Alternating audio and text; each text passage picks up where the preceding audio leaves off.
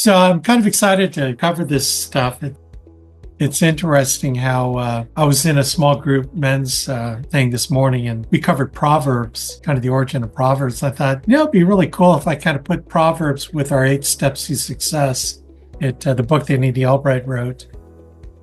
And I just started looking up Proverbs that related to the 8 different steps to success. And it's like, oh, this is going to be good because I found a bunch that really related to them. So I thought, what the heck, let's talk Proverbs and see how the 8 steps to success will really help you get on track quicker. We always call it the shortcut to the shortcut. There is no shortcut to success, but if there were, the 8 steps are the shortcut. So Proverbs and the 8 steps to success. Let's walk through this. So origin of the Book of Proverbs in the Bible, in the Old Testament. It's attributed to King Solomon and some of his students.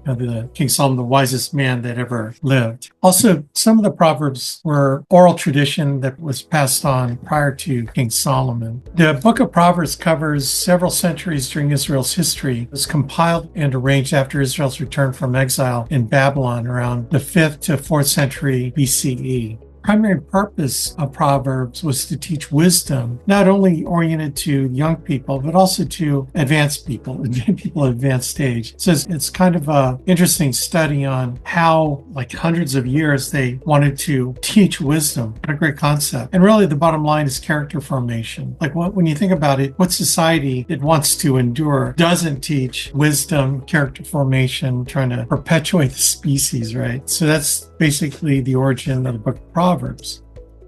Now, origin of the 8 steps to success, it has a very similar provenance, I guess you'd say, in that it was compiled over decades and decades and decades of experience in business. A very specific one, but these were very common. So what Andy Albright, he compiled this into his book called The 8 Steps to Success, although the concepts and the actual steps really had, existed for 40 years prior to 50 years, like the 70s. So these are the top 8 steps to be successful in our business. And actually, when you break it down, it really is steps to be successful in anything that you want to do, whether it's increasing your relationship with your spouse or tackling a project. There are many aspects of the 8 steps that'll be very fruitful. And what we've done is really compiled it in a way that will help you make 6 figures. Kind of our saying is that the 8 steps will help you make 6 figures sooner than later. And then the Millionaire Maker Manual, the second book that Andy wrote, will teach you how to be a millionaire. Okay, so this is really a shortcut to the shortcut. Like I said, decades of experience, in parentheses, wisdom. And then really that's what we're doing here. We're doing the same thing here with our 8 steps that the Book of Proverbs did for centuries and centuries in the Torah, in the Old Testament. Again, shortcut to success. And by the way, these are the 8 common things of people that have been successful building multi-million-dollar businesses. So that's kind of really where the origin came from and why it's super effective. And then same thing, it's to help you develop your character in this business, how to sustain your business to become successful.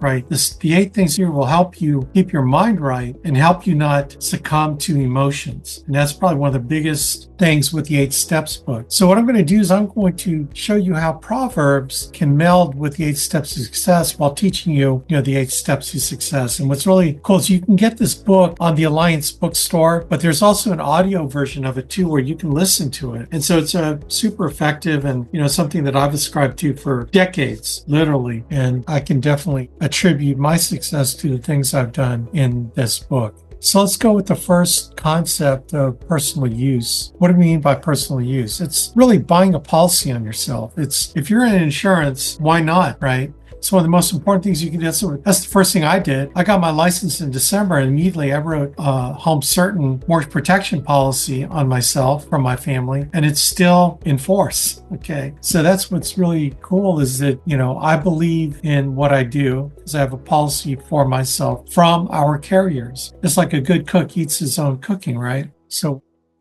Proverbs 10:9. Whoever walks in integrity walks securely, but whoever takes crooked paths will be found out. And this is really the thing that I always teach people, is that people can smell a phony a mile away, right? They may not have to ask you whether you have your own life insurance policy, right? But it will be in your subconscious that you are a hypocrite, in my opinion. Okay. Look, if you can't overcome your own objections to buying your own policy, how do you overcome other people's objections? It was really cool coming back from the event. I talked to Adrian, talked to David Bartrell, and they are writing their own policies. They're coming away with what they ought to do, these ideas that are not just ideas, but it is the shortcut to success. So it's like, it makes my heart joyful, when our agents ascribe to the things that we teach. And we'll get into being teachable, but that's really the essence of personal use, being congruent with what you're doing. The other aspect of this, and this is, I started doing it, that your policy can be one of the strongest closing tools that you could ever use. And because I bought my policy right away, as soon as I got my policy, I would put it in my briefcase and I would carry it with me, right? Just in case someone asked me, hey, Alex, show me what policy you have for your family. I was always ready for it. And then I started realizing, what I'm going to do. Since I have it with me, I'm going to use it to help close the client and lock the sale in. So at the end of my appointment, what I would do is I would tell the client, I'd say, hey, Joe and Mary, by the way, would you like to see what your policy is going to look like? What do you mean? Well, let me show you my policy, because your policy is going to look very similar to my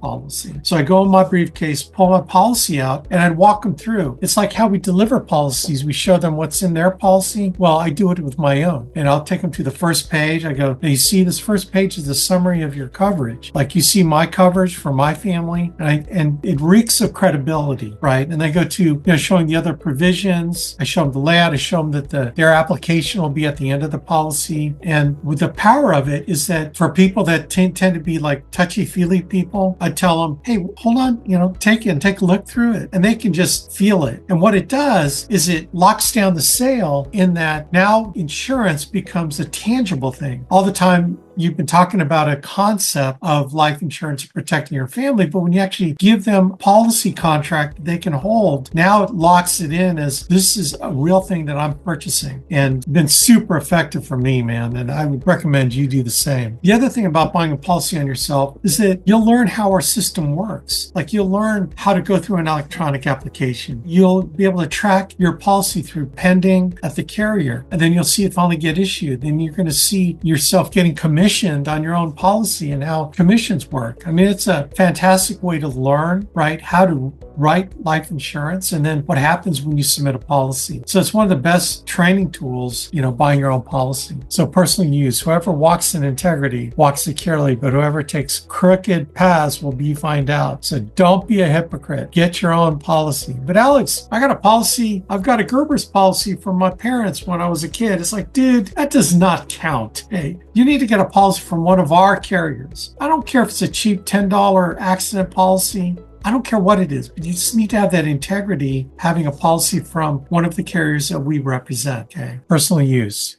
Second step to success is work. It's that 4-letter word, right? Proverbs 14:23. All hard work brings a profit, but mere talk leads only to poverty. I love this proverb because what you say I can't hear, but what you do speaks volumes about you, right? And this business takes work. It takes dialing your phone, it takes booking appointments, it takes running appointments and taking care of clients, right? And it's going to be hard getting started. Anything that's worth doing that you get paid the kind of money we get paid, it's not going to be easy, but it's going to be worth it as long as you persevere. But you got to put the work in. If you have any kind of goal, then that attached to that goal is the work plan to do it. And we're going to coach you on how many appointments you need to book per week to make the kind of money you want to make. So for example, if you want to make $5,000 a month, you're probably booking 5 to 7 appointments a week, right? If you want to make $100,000, maybe it's 10 to 15 appointments a week that you're booking. And these are more not telesales, but face-to-face appointments. I mean, the formulas are easy. So then it's like, well, Alex, how do I book 15 appointments? We got to get enough leads. How many leads do I need to get? As many as you can afford. Okay. Go with the maximum idea in mind so that you're coming at this from what's the most I can do to make this happen. What it comes down to, gang, is you only have 3 things to invest: time, money, and emotion, right? Invest your time, invest your money, invest your emotion. Okay. But you have to activate those investments with work, because if you invest in leads but never work the leads, you're going to get nothing. Okay. It takes work to make these investments a profitable investment for you. Here's one thing that you really have to evaluate yourself on a daily basis. Am I being productive or am I just busy? Okay, do you guys understand the difference? Being productive means that you're doing money-making activities during prime time, right? What is prime time? Prime time is when clients are available to run appointments with, or clients are available to book appointments with, okay? It's not like midnight. Midnight's non-productive time. 9 p.m. to midnight's non-productive time. Productive time is prime time. So are you just shuffling leads from one side of your desk to the other? Or are you actually calling them, right? Are you organizing your leads? Yeah, that's okay, but you shouldn't be organizing leads during prime time. That's 9 p.m. to midnight time is when you should be organizing your leads to dial for the next day. The more that you can consolidate income-producing activities during prime time, the better and more productive you're going to be, right? So be very careful from thinking you're working when you're really not. You're just busy, okay? I can go on a long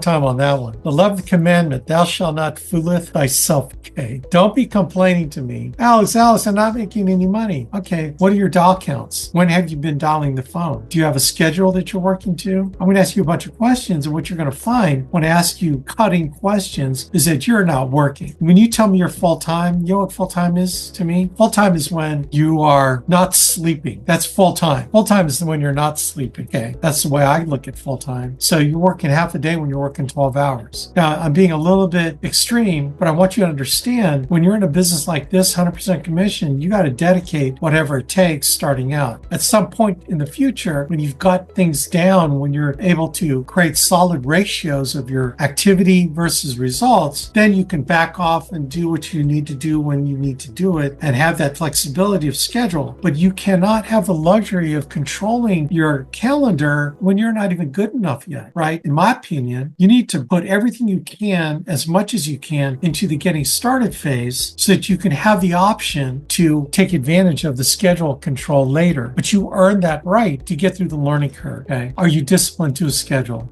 Man, this is one of the most important skills is time management, right? Disciplining yourself to a schedule that you operate. Come hell or high water, do or die, whether you feel like doing it or not doing it, you're going to do what's on your calendar. It's the way I've always run my business, but this is how I run my life. I schedule everything in my life, right? Because I want to live the most awesome life, most maximum life as possible. The only way that I could do that is I schedule everything that I do, my prayer time, my church time, right? My time with my family, my time doing the business. If it's worth doing, it's worth putting on a calendar, right? Then when I wake up in the morning, I know exactly what I'm going to be doing every single minute of the day. And that's how you know you're going to be productive, is if every minute is accounted for, right?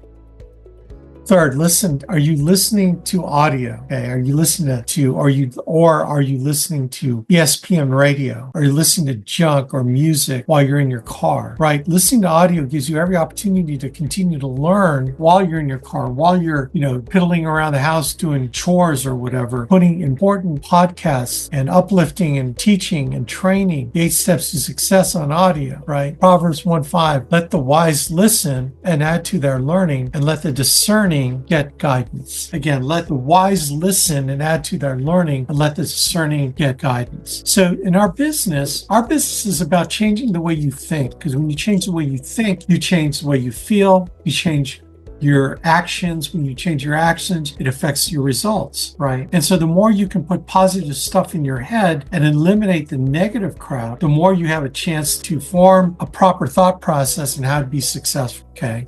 Replace the radio and music with audiobooks, positive podcasts. We have a whole boatload of things that you can listen to, right? Immerse yourself. You got to totally immerse yourself in the business. Because if you want to get your goals, if you want to accomplish what you tell me you want to accomplish, you're going to have to go all in. You can't go half in. You have to go all in. And what I mean by all in is if you have a job, great. Give your employer the time they deserve. But then when you're off from work, give 100% of your effort to getting this business done, right? Get the learning learning curve. Even if it means being out of balance with your family time, do everything you can to get down the learning curve sooner than later, right? Pull the Band-Aid off and let's get it done, gang, right? So this is an important part of immersing yourself in our culture. Make your vehicle a rolling university. If you've got long trips that you're taking for vacation or whatever, I would not put music on. Yeah, I would put book on tape, right? Tape, audio books, Audible. If you're on Audible, awesome. Some of the best learning time is when you're by yourself in your car listening to audiobooks, right? Or podcasts, whatever you got to do. Make your vehicle a rolling university. Immerse yourself with positive instead of being dumped on with negative. That's why you should not listen to Fox News, because there's just all kinds of negative. I don't care what political affiliation, or MSNBC or CNN or whatever you listen to. Get rid of that stuff, because all you're going to hear is negative stuff anyway. And every time you wake up, your positive gas tank is only full when you wake up. As you go through the day, every negative is going to drain energy from your gas tank. So you have less energy to put towards dialing the phone, right? Less energy put towards doing the income producing activities in our business. So you got to guard your eye gate and your ear gate, what you see, what you read, and what you hear. Immerse yourself in positive, because look, the business is already hard enough learning it, right? The last thing you need to do is put yourself behind the 8 ball because you got dumped on with all the negative news and all the negative crap. The way I look at it, if it's important enough to know, someone's going to tell you. Someone's going to call you, Alex, did you know that blah, blah, blah plane crashed or whatever? Oh, really? Okay. Don't be a news junkie, because you don't need it. Immerse yourself in positive. Let the wise listen and add to their learning, and let the discerning get guidance. You're discerning and you're getting guidance right now from me. What do they say? Wisdom is learning from other people's mistakes. All right. The next one is read. Leaders are readers. The Proverbs 8:10. Receive my instruction instead of silver, and knowledge rather than choice gold. Why? Because leveraging knowledge through book reading, through listening to audio, will net you a 100-fold return on that investment, because you're changing the way you think. The reason why you make the money you make now is because your results are based on how you think. It's based on the books you read and the people you've hung around. That's what your bank account today is a reflection of. If you want to change what's in your bank account a year from now, then what you got to do is you got to change who you hang around. You got to change the books you read and what you're listening to, right? Reading is one of the most effective ways of learning, because reading is active. Reading involves visual. Reading involves your brain actively taking in information, right? If you're holding a book, there's this tactile aspect of it as you're marking notes in your book. It's an active form of learning, and that's why it's very powerful, even more powerful than listening to audio in your car. Now, here's the advantage of reading before bed. When you read before you go to bed, it allows your subconscious an opportunity to chew on that knowledge food, man, because your subconscious never goes to sleep, okay? Your conscious mind goes to sleep, but your subconscious is always awake. So by feeding your subconscious positive stuff, good book reading stuff before you go to bed, you give your subconscious a chance to assimilate it, chew on it, incorporate it in your thought process. One of the most effective times to read is before you go to bed. Someone who chooses not to read is no better than someone who can't read. Again, someone who chooses not to read is no better than someone who can't read. You might as well just be illiterate if you don't take advantage of the God-given gift of reading. Now, in Andy's 8 Steps to Success book, the reading section, there's a list of books to read, like the first books to read, and it's on page 85. Read and Grow Rich by Burke Hedges. Think and Grow Rich, Napoleon Hill. How I Raised Myself from Failure to Success in Selling, Frank Bettger. Acres of Diamonds, Russell Conwell. The Go-Getter, Peter B. Kind. See, in order for you to catch up to where I'm at, where Andy Albright's at, where all the top leaders are at, you got to read the books that they read, because they've read the books that their upline read, and now they're successful because they're following in the same footsteps. Everything is in this book, page 85, what books to read. And if you need a recommendation, ask me. I'll certainly give you a recommendation. The world's secrets to success are hidden in books. The question is, are you going to take advantage of that at all, right? I love that. Wayne Dyer says you will marinate in those thoughts. Thanks, Emma. That's really good. Yeah, Wyvetta, we're going to pray at the end of this. All right, reading. Receive my instruction instead of silver, and knowledge rather than choice gold. Attend all meetings. And what I mean all meetings, I mean all meetings. All our Zoom calls, any local meetings, hotspots that you have access to, our national conferences, everything counts. Either everything matters or nothing matters, right? Either the entire Bible matters or none of it matters, okay? Attend all meetings. Proverbs 13:20. He who walks with wise men will be wise, but the companion of fools will be destroyed. I love that one so much. He who walks with wise men will will be wise, but the companion of fools will be destroyed. Now, okay, I shouldn't have to say this, but you guys know that the he's and, all the gender stuff, I mean, come on, man. It also means women, right? So don't get all hung up on, how the Bible was written. It's just cultural at the time. Attend all meetings. See, there's a power of associating with people who are where in life you want to be. And that is such a true thing. Like, I've seen this happen where, and I'm sure you've heard stories of where a wife starts hanging out all her girlfriends, her divorced girlfriends, and she starts out happily married with her husband. But they got girls' night out with her divorced girlfriends, and a year later she wants to get divorced from her husband, right? I mean, and it's vice versa. Guy's night out with all his divorced buddies, and then he starts cheating on his spouse. You are like the people you hang around. Your income is within $5,000 to $10,000 the people you hang around. So if you forever want to stay at that $75,000 income level, keep hanging around your broke friends who are at that $75,000. But Alex, I love my friends. Well, let me ask you a question. Do you love your friends more than you providing more for your family, right? If you love your family more, then you need to hang around people that are making way more money than your broke friends. Well, Alex, I make the most out of my friends. Oh, geez. That's something to aspire to. I want to hang around Andy Albright all the time, right? Because I'm not making his money. You got to hang around the right people, gang. It's similar to your children. Do you want your children to hang around drug dealers and addicts? Or do you want your children to hang around the successful kids going to college, getting A's in their classes? Like, you tell me what you want. If you want that for your child, the good things, then why wouldn't you want that for you? You should be doing what you're telling your kids to do, right? Be very careful who you listen to, who you're talking to, and because you are going to forever hinder your abilities because of the people you hang around. I know you've got really great friends that you love dearly. Like I said, you love them more than what you want to achieve for your family. Like, come on, man, let's get your priorities right.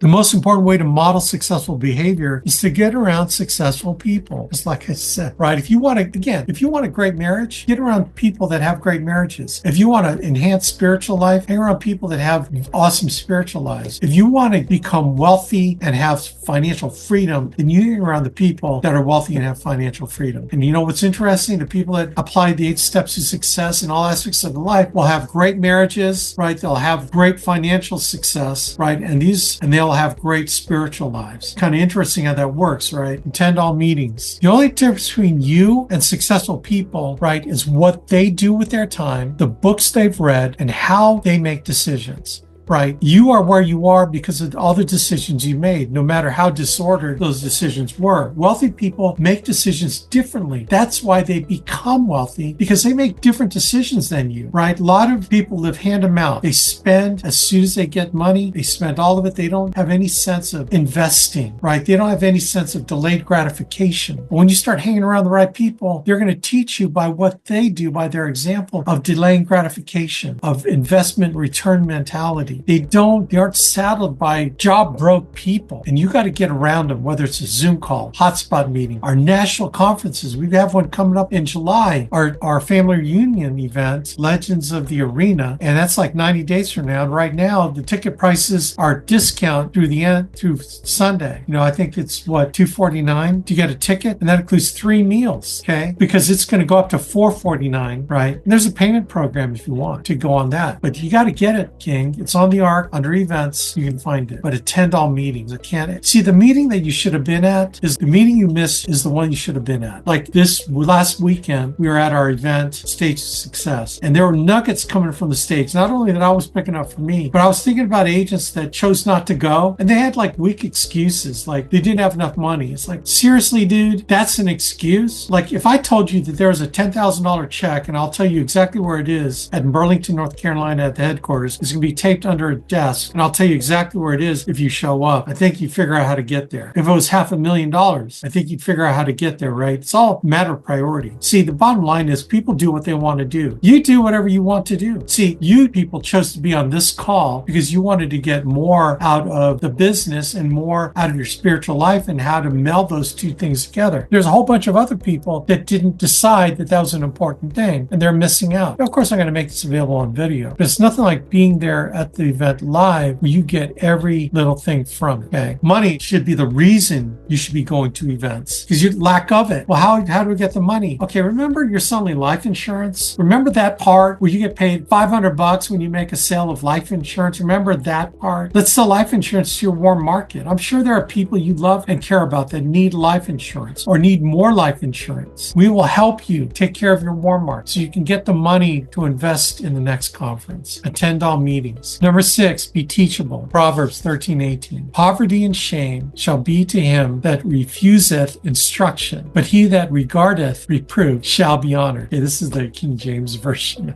I guess I got. You knoweth what I mean? I'm talking with a list, right? Being teachable is learning what you're supposed to do and then applying that learning to doing it, right? It's learning it and doing it. That's being teachable. And it doesn't matter if you mess up. What matters is that you tried to do something and then the mess up is not failure. It's learning. What can I learn from this, right? Pride and ego will kill you in this business because it will cause you to be uncoachable, unteachable, because you think you know more. Submitting your pride to someone who has your best interests in mind will make you rich. But if you're forever prideful, and what's really interesting is some people say, oh, I'm not prideful, Alex, but their actions prove to be prideful. The things they say prove to be prideful. They don't put their ego in check. And I can tell because of the results, right? Poor results indicates sometimes pride and ego get in the way of learning. What I mean by that. It's guys and gals who are trying to figure it out on their own without my help. And they keep trying to figure it out and they continue to lack success because they're not willing to say, Alex, I don't know what I'm doing. Please help. Mary, Joy, Ginny, I don't know what I'm doing. Please help me, right? Instead, the guy says, well, I know I'm doing something wrong, but I'll figure it out. I was like, okay, go ahead, figure it out. Tell me when you figure it out, right? They never do. Then they make bad decisions. Pride and ego will cause you to make terrible decisions, right? So don't be complaining to me, Alex, I'm not making enough money. It's like, well, are you on my Zoom calls? Well, I'm on some of them. Well, tell me what book you're reading. Well, I really haven't gotten around to start reading books. Well, did you go to that hotspot meeting that I advertised out in Houston? Well, I was going to go, but then my cat got sick. Okay. Remember that part I said people do what they really want to do? So everything that you don't do is my estimation that your pride and ego is so big that you don't want the freedom and wealth that this business can give you. That's cool because I don't need to waste my time with you, right? Do you think my time is valuable? My time is worth a lot of money. But if I see that you're blowing all the opportunities off of it where you can get better, then why am I spending time with you? Why do I care? Because if you don't care, I'm not going to care about you, right? And I only know that you care by your actions. That's the only way I know. You can tell me you care, but if your actions don't show me that, then I'm not going to be all in on you. Like I've got way more people to talk to than you to help. Don't let pride and ego get in the way. You know, it's funny when I do this talk, I think about specific people. When I do that, it gets me very pointed at what I'm trying to say. But what's funny about that is I'll get a call or text, Alex, you were talking to me, weren't you? And honestly, it's like, no, I wasn't really talking about you. But, you know, if the shoe fits Cinderella, right? Then put it on and do something about it. A humble attitude towards learning will accelerate your success. Humble attitude, meaning, what can I learn, Alex, from you? I messed up. I did this wrong. Help me. Let's walk through it, right? Let's walk through it and let's figure out where the issue is. And there's always a solution to every issue, right? Humble attitude. Being truly teachable means you are implementing what you're learning and getting constant coaching based on results, both positive and negative results. Look, if you get positive results, you know, you can always get better, right? You can always get better. So always remain humble. Even though you might be the top producer in our agency, always remain humble because you could be even better. Because if you just sell life insurance, you're leaving 75% of the available money on the table. Let me repeat myself. If you're only selling life insurance, you're only taking advantage of 25% of the income opportunity because there's 75% left that you have not taken advantage of. And when you ask me, well, what am I not taking advantage of? I'll go over that with you. You know, but if you're brand new, we're only going to get you started little by little, right? So you can assimilate everything properly. Okay. But, you know, we're going to try to advance you beyond just the 25%. Okay. Poverty and shame shall be to him that refuseth instruction, but he that regardeth reproof shall be honored. What is reproof? Reproof is being corrected. Okay. That's what that means. Number 7 of the 8 steps to success, being accountable, not being a cannibal. We don't eat people, okay? Being accountable. Proverbs 27:17, one of my most favorite proverbs. Iron sharpens iron, so a man sharpens the countenance of his friend. Iron sharpens iron. Being accountable. What is this? Being accountable is very simple. Say what you mean and mean what you say. When you tell me you're going to the hot spot and then you decide not to go, well, then you just lied to me, right? When you tell me that, Alex, I'm going to get leads this week and I'm going to start dialing, but then I check in with you. It's like, well, this came up, that came up. Well, you're not being good for your word. Say what you mean and mean what you say. Cleve McCleary, one of the motivational speakers in my lifetime, that's what he said. Say what you mean and what you say. Be a person of integrity, that you back up your accountability with integrity. They kind of go hand in hand, don't they? So don't tell me stuff just for me to hear, because the problem is you're listening to your own lies. And the problem with you listening to your own lies is that you don't believe you in yourself, right? It's a downward spiral in your self-image because you're lying to yourself. Remember 11th commandment. Be someone people can depend on, and this means consistently delivering on commitments, being reliable and offering support when needed, building trust and fostering strong relationships. The key to this business, gang, is relationships, building solid, integrity-based relationships, both with your clients, with your upline, with people in the alliance that are counting on you to do what you say you're going to do, right? And nothing like holding yourself to a standard, a high standard of accountability that will increase your self-image through the roof, which means you're going to increase your income. See, because your income will always be limited by your self-image. If you only think that you can make 150 grand a year, you'll never make more than 150,000 a year, right? But when your self-image grows to the point, because you've been congruent with the things that you do and say, your self-image goes up. When your self-image goes up, your income goes up, right?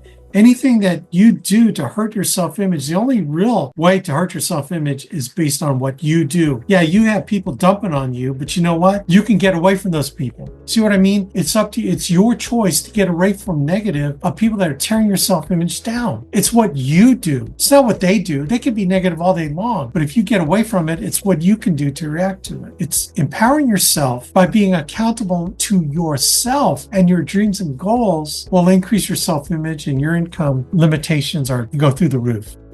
Your word is all you have. Once you go against your word, no one can trust you. Trust is an important thing, right? It's like telling your spouse, honey, I'm 99% faithful to you. What? That means you're 100% unfaithful. You know what I'm saying? Your word is all you have. Trust is earned, right? Trust is earned. But you got to trust yourself that you do what you say you're going to do. The last step to success, communicate with a positive mental attitude. Proverbs 16:24. Gracious words are a honeycomb, sweet to the soul and healing to the bones. The beautiful thing about being edifying and uplifting to other people is that they will be attracted to you, right? Because you're a reservoir of positive energy because of the words that you can use to speak life into people. One of the best ways to build your business is speaking life into people. Now, sometimes you have to, reprove people. Sometimes you got to really do the tough love thing, like you've heard me on this call. I don't really do it one-on-one. I had a guy, 3 people in my career have asked me, tell me what I need to hear. And I said, no, you don't want me to do that. No, Alex, I really want you to do it. I go, you don't want me to do that. Why shouldn't I want you to do that? Because I think it'll hurt our relationship, and I don't know that you're ready to hear the truth. Let me have it. Actually, 3 people. So I did it 3 times. The second and third time, they sold me on telling him. I told them what I thought. I didn't raise my voice. People think, no, truth is very cutting in and of itself because it convicts people of what they know to be true, but they don't want to hear it. And all 3 of those people eventually quit, right? Because they couldn't stand. So don't ask me that, right? What I'll do is I will couch things in a way that you can accept it, right? I will be kind. And if I ever get sharp, it'll be on a conference call, like the peanut butter approach, right? Again, if the shoe fits Cinderella. So I'll be hardcore on a call like this because I can't, you can't really say I'm talking to you because I'm not. Although I am, but I'm not because I'm talking on a conference call, right? So I'm not totally offending you. You know what I mean? Anyway, be a blessing to your upline and they will bless you. There's a way to complain to your upline about stuff, and you can complain in a positive way. You really can, because you don't want to be a burden, a negative Nelly calling your upline. And when I see my phone ring with your name on it, when you make me have to think whether or not I really want to take your call now versus getting the gumption up later to call you back, you don't want to be like that with me. I will help you. I promise you. But my particular attitude about helping you will not be cast in a good light. Okay? You always want to be a blessing, man. You can be a blessing and communicate negative situations in a positive way. You really can. The other rule here in communicating positively, never, ever, ever, ever, ever, ever, ever dump on your downline. Because you want to create negative, because your downline, you're making an override on them. Why would you ever dump on them, right? They don't need to hear negative from you because that will shake them to their boots. Unless I drove a wedge where I tell your downline not to listen to you because you're a knucklehead and you're not doing 8 steps to success, right? Then, you dump on them. They know where it's coming from. They know you're a knucklehead they shouldn't listen to, right? Never spread negative downline. The other thing is never spread negative crossline, because what you're doing is you're dumping on someone else's business. And how dare you affect another person's business across line from you? Because you're crapping on their business and you're making their people, feel depressed, or you don't have the right to do that. It's like stealing money from them. Don't do that. I start finding out stuff like that, then we're just going to fire you, right? Because it's not cool. Not cool at all. And this is where you get into the gossip thing. Don't gossip. Number one, it's sin. Gossiping is a sin. It can be a mortal sin. Gossiping is a sin. Treated as such. It's like using God's name in vain is a sin. Gossiping is a sin like crazy. Don't do it, right? How you communicate reveals who you are. I can tell the way people communicate, where they are mentally in the success maturity level.